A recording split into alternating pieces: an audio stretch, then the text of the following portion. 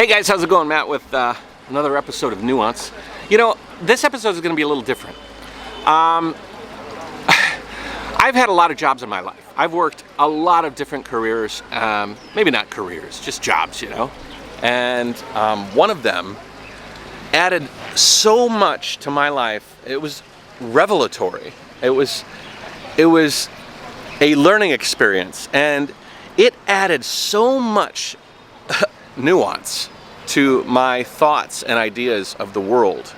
I thought I'd share it with you. So this is a good place, I think, for that story.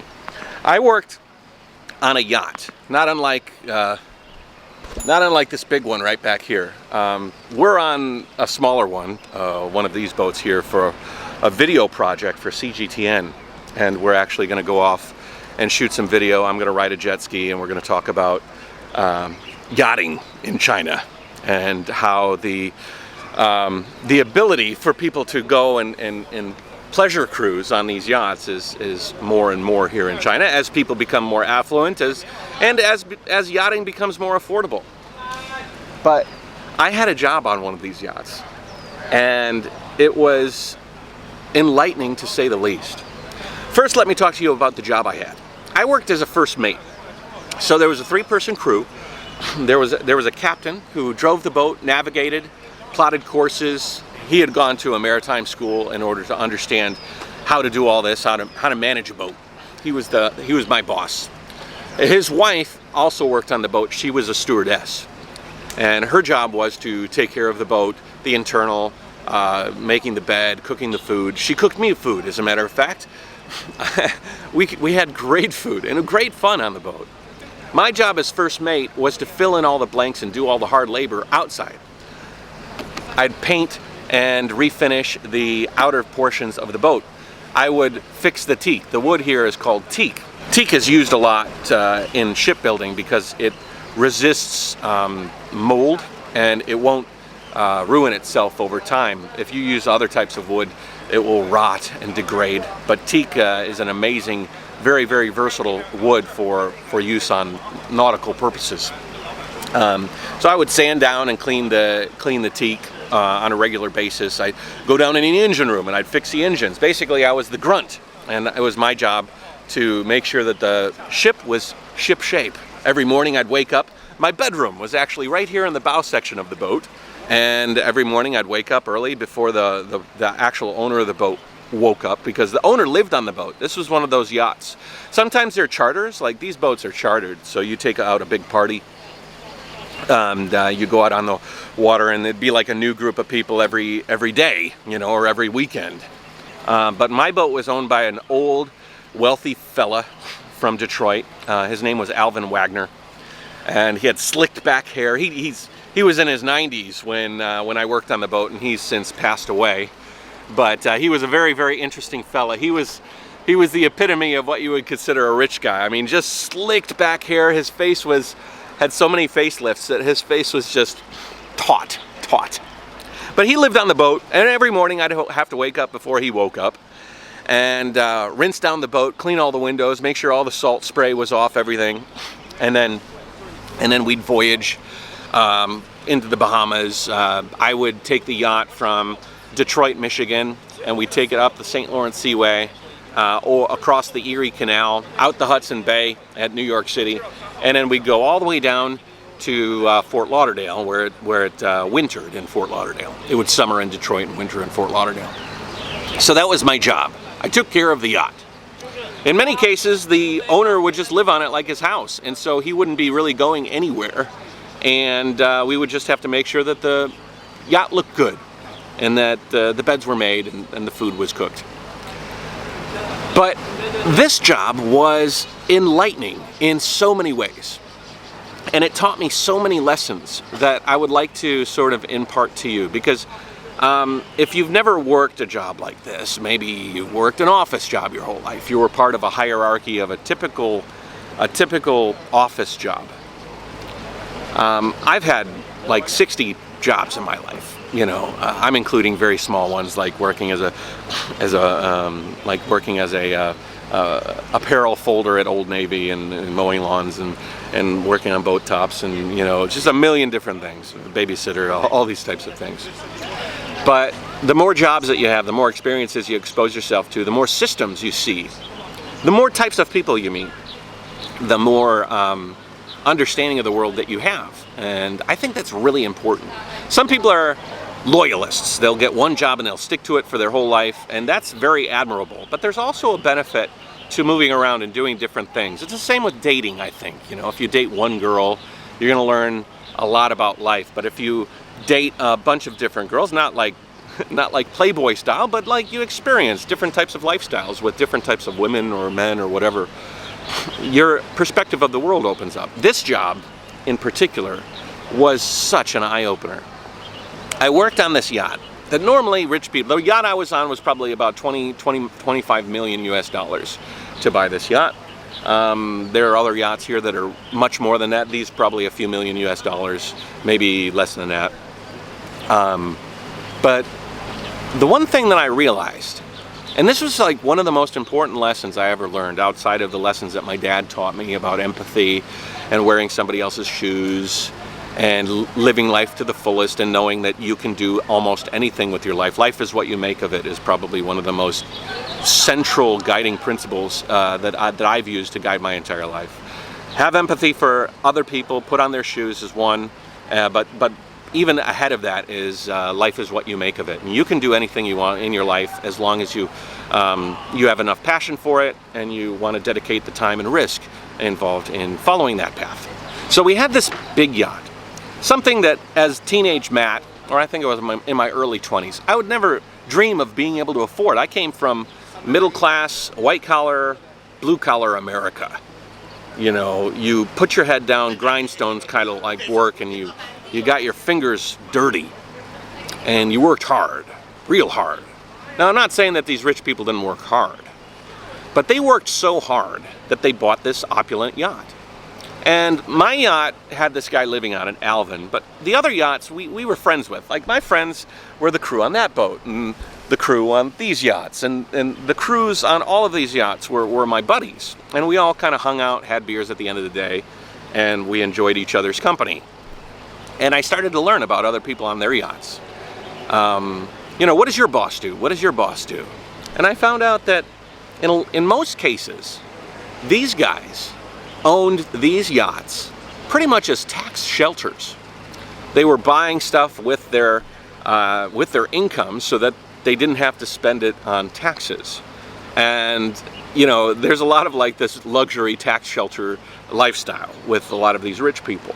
At one point in time, I went aboard a friend of mine's yacht, and we went to the pilot house. This is like the upper deck where there's two places where you can drive the boat. You can drive the boat from here, and you can drive the boat from here. There's two separate sections. It depends on the weather and what your plans are, because at some points in times you want to be as high as possible so you can see the maneuverability of the yacht, and sometimes you want to be down below to shelter yourself from the rain or whatever, and you just want to be plugging along. But we went up to the upper deck, the fly bridge basically, and they had a table. It was a table made out of a trunk of a tree, and I says, "What's that?" Because there was something engraved in the table that was lacquered over really beautifully. And he says, "That's a map of my boss's island. He owns an island." I don't remember if it was in the Caribbean or in the Bahamas section, but he owned his own island. And I'm like, how often does he get to go to his own island? Oh, maybe like a week out of the year, they said. And this was a running realization that most of these crews lived on the yacht. They enjoyed this fruit of the rich guy's labor for far more time than the owner of the boat got to. The owner was slaving away to pay for basically our luxury lifestyle. And it was interesting because I would meet the owners, the actual rich guys, and I'd shake their hands, I'd say hello. They were just like you or me. They were exactly like you or me. I mean, two legs, two arms, a brain in their head, and blood running through their body, red like yours and mine. And it made me realize that We weigh so much on status, and we think that the end-all be-all is to be wealthy, or that the wealthy person is the other. You know, in Middle America especially, we slave away. It depends on what your family does. You end up getting the impression that if your dad's a plumber, you might be a plumber too. If your dad's a tradesman, you inherit that philosophy on life. It's fingers need to be dirty. If you are the father, or if you are the sibling of the yacht owner, you're probably going to think that you're going to have to slave away and run a business just like your dad or mom. When in reality, we are all capable of so much, and oftentimes we get too carried away with the idea of accumulation of wealth, and we don't appreciate what we can accumulate with that wealth, or maybe what we can accumulate without that wealth. I realized on that job that I was living a better life than many of the rich people that were paying for the opportunity to afford these sorts of toys. I was living on this fella's toy and probably living a better life than he was. The stewardess was cooking me my meals. It was a very family affair. We all felt like we were buddies. And I quit that job with a brand new nuanced perspective on the world. And that perspective was, I would like to be able to accumulate more wealth. I felt like I was capable, as in the same way that rich guy was capable of reaching his pinnacle of wealth. But I was also understanding that if I ever did reach that point, I must understand that I can't sacrifice my wealth for the objective of that wealth, which is to be able to afford beautiful things and to be able to go beautiful places. Now, fast forward, I opened my own business, I moved to China, I started putting the wheels in motion. That job on this yacht was the thing that inspired me to really move forward and become an entrepreneur. But in doing so, I also understood when I moved here that maybe I'm too focused on the money, and maybe I'm becoming like one of those guys that we were working for that worked so hard to try to climb the ladder that they weren't enjoying the view from the ladder along the way.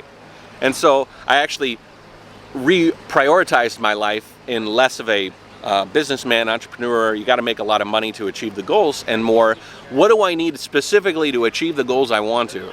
Maybe I don't need to afford the yacht in order to experience the yacht, sort of like I was living on that boat.